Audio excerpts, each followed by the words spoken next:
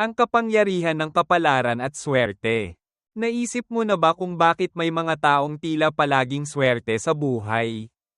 May mga pagkakataong bumibili lang sila ng isang tiket sa lottery nang walang pag-aalinlangan at biglang nagiging milyonaryo. Samantalang ang iba, kahit ilang beses nang sumubok, ay tila hindi makadampi sa inaasam-asam na jackpot. Ito ba ay simpleng tsamba lamang? O may mas malalim pang dahilan na hindi natin lubos na nauunawaan? Sa loob ng maraming siglo, ginamit ng mga sinaunang sibilisasyon ang astrolohiya upang hulaan ang kapalaran. Sa pamamagitan ng posisyon ng mga planeta at galaw ng mga bituin. Natutukoy raw ang mga pangyayaring maaaring maganap sa hinaharap. Isa sa mga pinakatanyag na manghuhula sa kasaysayan ay si Michel de Nostradame. O mas kilala bilang Nostradamus. Ang kanyang mga propesya ay patuloy na pinag-aaralan at pinaniniwalaan ng marami dahil sa mataas na antas ng katumpakan ng kanyang mga hula. At ayon sa kanyang mga pangitain, may 6 na zodiac signs na tatamaan ng napakalaking swerte sa pananalapi sa taong 2025. Hindi ito isang ordinaryong taon. May mga natatanging pagkakahanay ng mga planeta na magdadala ng kasaganaan sa mga piling individual. Kung isa ka sa kanila, maaaring ito na ang sandaling matagal mo nang hinihintay upang baguhin ang iyong buhay. At kung hindi ka kabilang sa 6 na mapapalad na signos, huwag kang mawalan ng pag-asa. May mga paraan upang mapalakas mo ang iyong swerte at ma-attract ang kasaganaan sa iyong buhay. Sa artikulong ito, hindi lang natin tatalakayin kung ano-anong mga zodiac signs ang nakatakdang magtagumpay sa lottery sa 2025, kundi bibigyan din kita ng mahahalagang tips kung paano mo mapapalaki ang iyong tsansa na magtagumpay sa pananalapi. Kahit anuman ang iyong zodiac sign. Bukod pa rito, magbabahagi rin tayo ng mga tunay na kwento ng mga taong biglang yumaman ng dahil sa hindi maipaliwanag na kapalaran. Sa dulo ng artikulo, magbibigay tayo ng mga praktikal na hakbang kung paano mo maaaring gamitin ang numerolohiya, intuition, at tamang timing upang mapaigting ang iyong swerte. Handa ka na bang malaman ang misteryong bumabalot sa propesya ni Nostradamus? Huwag kang bibitaw, dahil maaaring matuklasan mo ngayon ang susi sa iyong kapalaran. Ang 6 na pinakamapalad na zodiac signs sa 2025. Ayon sa mga prediksyon ni Nostradamus at sa galaw ng mga planeta. May 6 na zodiac signs na makakaranas ng pambihirang swerte sa pananalapi sa 2025. Hindi lang ito tungkol sa lottery kundi pati na rin sa iba pang aspeto ng yaman tulad ng negosyo, pamumuhunan, at di inaasahang mana. Ang mga signos na ito ay tatamaan ng positibong enerhiya mula sa Jupiter, Venus, at Mercury, mga planetang nauugnay sa kasaganaan at mabilisang pag-unlad ng kayamanan. Aries, ika-21 ng Marso hanggang ika-19 ng Abril. Ang Aries ay likas na matapang at mapangahas. Ngunit sa 2025, sila ay magdadalawang isip pa ba? Sa taong ito, malakas ang enerhiya ni Jupiter sa kanilang kapalaran, na nangangahulugang magiging mas determinado sila sa pagkuha ng panganib na may malaking gantimpala. Isang Aries ang minsang nanalo sa isang multi-million lottery matapos sundin ang kanyang panaginip tungkol sa mga numerong kanyang pinili, maaaring ito na ang taon mo. 2. Taurus, ika-20 ng Abril hanggang ika-20 ng Mayo. Ang Taurus ay pinamumunuan ng Venus, ang planeta ng kasaganaan. Sila ang tipo ng taong mahilig sa karangyon. At sa 2025, hindi lang nila ito pangarap, magiging realidad ito para sa kanila. Isang negosyanteng Taurus ang minsang nanalo ng malaking halaga matapos niyang sundan ang kanyang intuwisyon at bumili ng tiket sa isang partikular na araw na palaging nagpapakita sa kanyang panaginip. 3. Gemini, ika-21 ng Mayo hanggang ika-20 ng Hunyo. Matalino at madiskarte ang Gemini.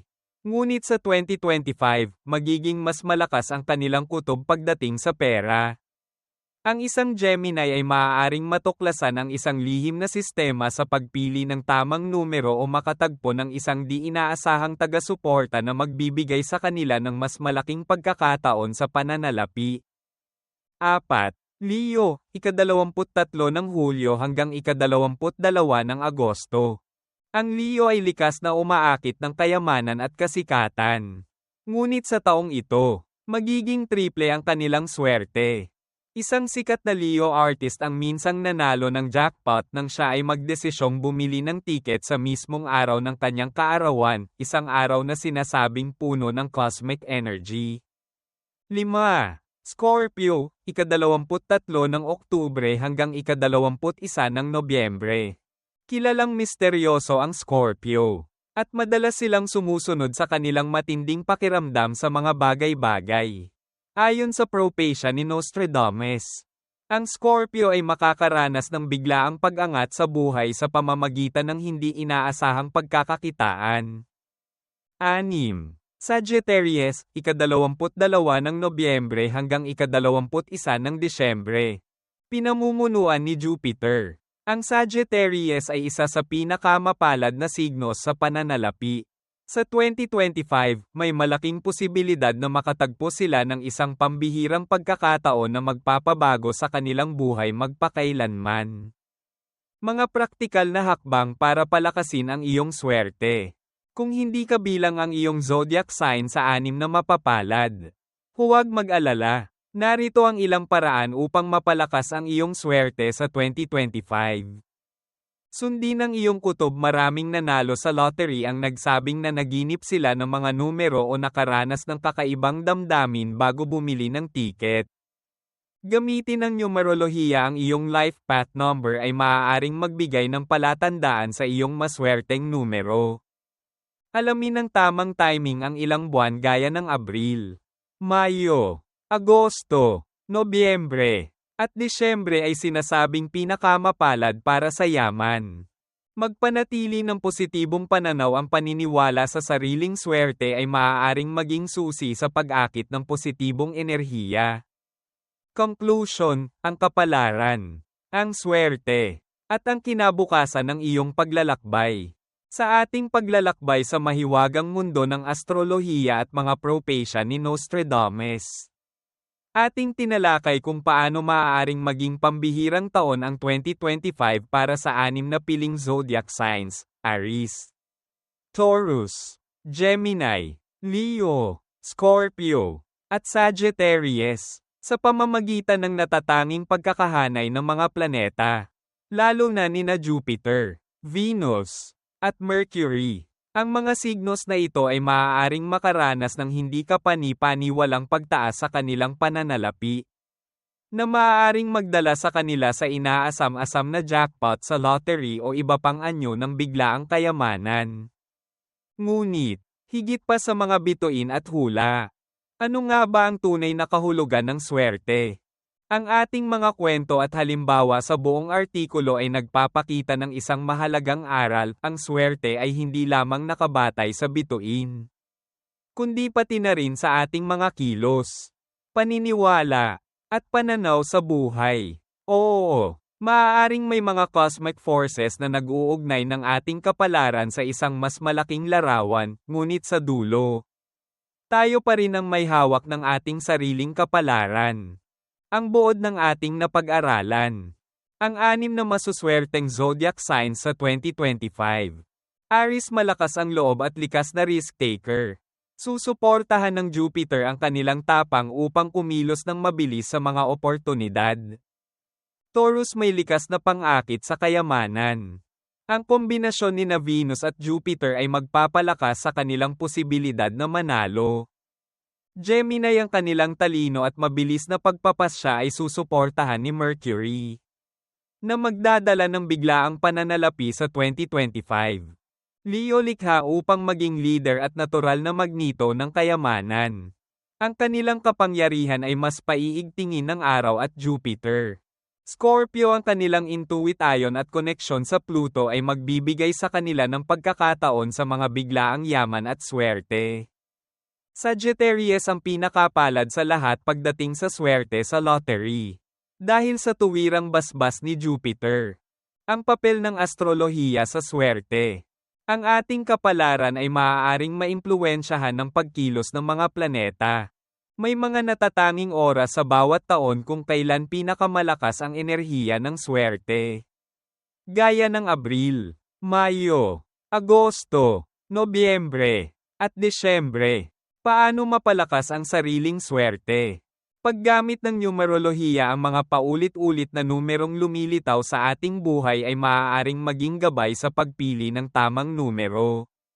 Pakikinig sa intuwisyon. Maraming nanalo sa lottery ang nagbahagi na naramdaman nila ang isang malakas na kutob bago bumili ng tiket. Paniniwala at positibong pananaw. Ang paniniwala na ikaw ay maswerte ay maaaring lumikha ng enerhiya na nag-aakit ng kasaganaan. Ano ang susunod? Ang iyong kinabukasan at ang iyong paglalakbay.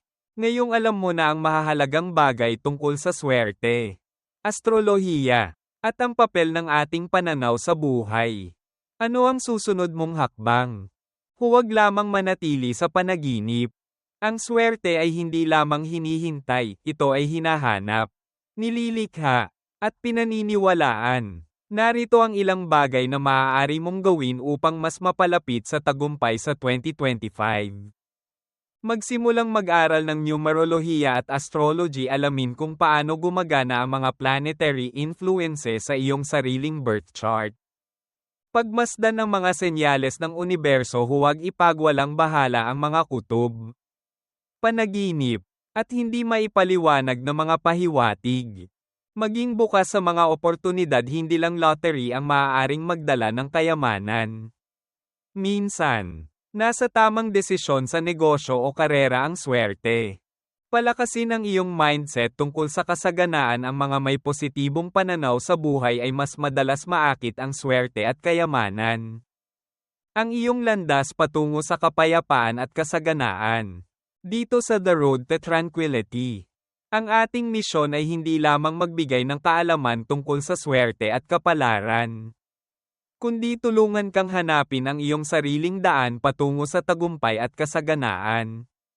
Hindi lamang ito tungkol sa pera o panalo sa lottery, ito ay tungkol sa pagbuo ng isang buhay na puno ng pag-asa, inspirasyon, at tiwala sa iyong sariling kakayahan.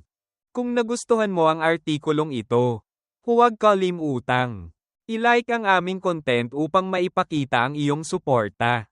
Mag-subscribe sa The Road to Tranquility upang hindi mo makaligtaan ang iba pang makabuluhang impormasyon tungkol sa astrolohiya, kapalaran, at personal na pag-unlad. Ibahagi ang iyong kwento sa comments. Ano ang iyong zodiac sign? Naranasan mo na bang magkaroon ng biglaang swerte sa pera? Tandaan, ang swerte ay hindi lamang para sa iilan, ito ay para sa lahat ng may tapang na yakapin ito. Ang iyong kinabukasan ay nakasalalay sa iyong mga desisyon ngayon. Huwag matakot lumakad patungo sa iyong kapalaran. At hayaang ang The Road to Tranquility ang maging gabay mo sa paglalakbay.